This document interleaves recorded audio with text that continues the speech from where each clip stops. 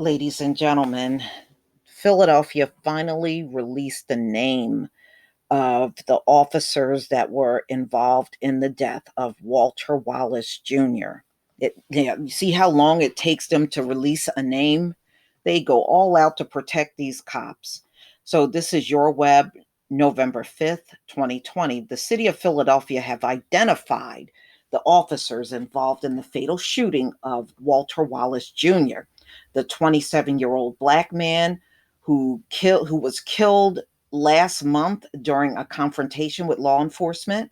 During a press conference Wednesday, the police commissioner, Danielle Outlaw, named Sean Matarazzo and Thomas Munn as the officers involved in the deadly incident, ABC News reports. Officials also released audio and body cam footage of the officer's interaction with Wallace in the moments leading up to his death. And he had a history of mental illness, documented mental illness, not the kind of mental illness that people have after they commit a crime, not that kind of mental illness, real documented mental illness. That's what he had. We previously reported the shooting occurred on October 26, just before 4 p.m., as officers responded to a report of a person with a weapon in the Cobbs Creek neighborhood. I got relatives that live over there. Officers ordered Wallace to drop a knife he was holding, but the officer's spokeswoman said Wallace instead advanced towards them. Both officers then fired several times, like they always do. You know, they got to unload the gun on a black man.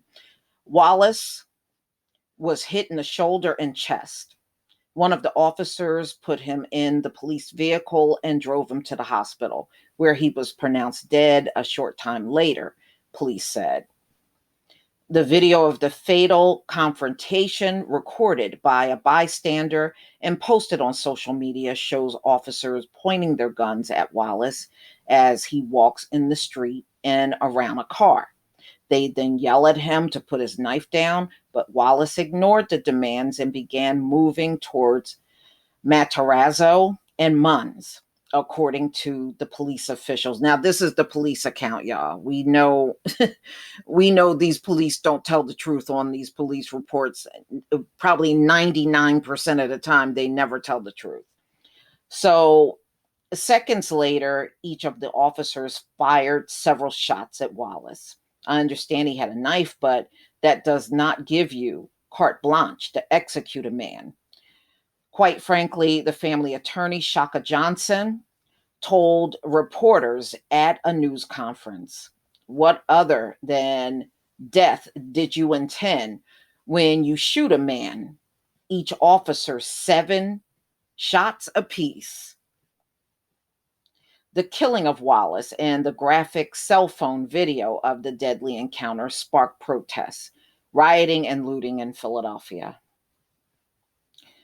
Despite claims from the local news police union, president, that Wallace was seen lunging at officers in the video, Johnson said the body cam footage shows that simply was not true. That's what I'm saying. They always lying on police reports. They always lie. That is like standard in America. So he lunged at them with a knife, and then when you watch the video, he's just walking down the street, not bothering anybody. And the last time I looked, it's not illegal to have a knife in America. It's not illegal. What you will not see, and mark my words on this, you will not see a man with a knife lunging at police, she said. The city failed not only with Wallace's family, not only with other members of the community who will be scarred and traumatized for the remainder of their days, but the city has also failed those police officers. It failed them tremendously, Johnson said. The only remedy the police had in their moment, per their thinking, was the service weapon. there was no less lethal action available? Of course there were. And no, they won't go to a taser. They'd rather just shoot you dead and let that be the end of it.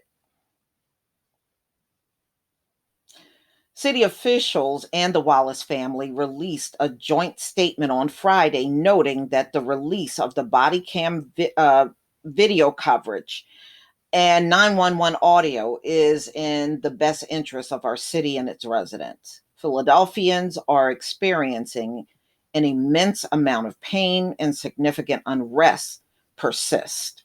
Yes, it does. You know, stop killing us and you won't have to deal with that.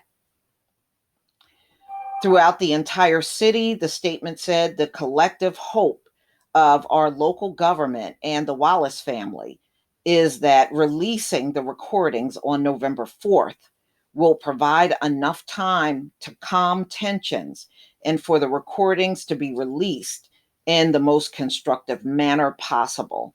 The police shooting of Wallace is still under investigation. Yeah, I did see the recording. It's just unbelievable. But, when you're dealing with the police, they think the only recourse when they deal with a black man is to shoot you dead. There's nothing else they could think of doing. Just that one thing. And of course, lie on the police report. That's a consistent thing in this country. But y'all, please tell me what you think. Please leave your comment and subscribe. Don't forget to hit on the notification bell, and I'll see you on the next video. Peace, family.